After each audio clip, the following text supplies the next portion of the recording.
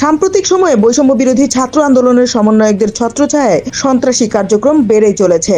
বিশেষ করে এই অবৈধ ডক্টর মোহাম্মদ ইউনূসের মদদে এই সন্ত্রাসীরা আওয়ামী লীগ নেতাদের বাসায় হামলা, লুটপাট ও অগ্নিসংযোগ করছে।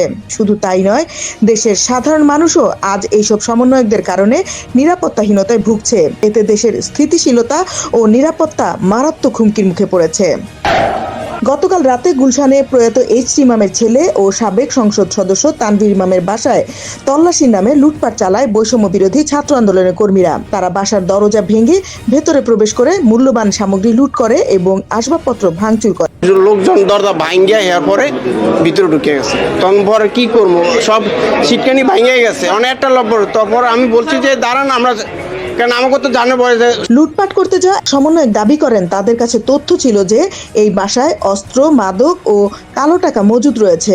যদিও তল্লাশিতে এসবের কোনো প্রমাণ পাওয়া যায়নি। কাজ করতেছিলেন, স্পেসিফিক বলেন কেন আসছেন? আপনি এখানে আসছেন? জি। আসছেন না? কি জন্য আসছিলেন, কেন আসছিলেন এটা বলেন। আমরা আসছি এখানে যে তানভীর সাহেবের যে মেয়ে, তানভীর সাহেব কে?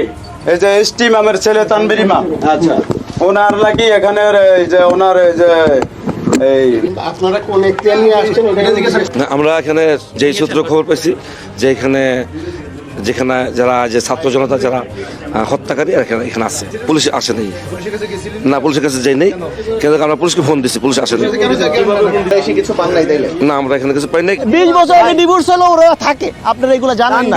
এইসব বড় বড় পলিটিশিয়ানদের 2-4টা বিবি থাকে, এগুলো নিয়ে প্যারা নিয়েন না আপনারা। এই সন্ত্রাসী কার্যক্রমের পেছনে যে ডক্টর মোহাম্মদ ইউনূসের মতো ব্যক্তির মদদ রয়েছে তা প্রমাণ হয় যখন কোনো ভুক্তভোগী আইন শৃঙ্খলা রক্ষাকারী বাহিনীর কাছে কোনো রকমের সহযোগিতা বা নিরাপত্তা পায় না।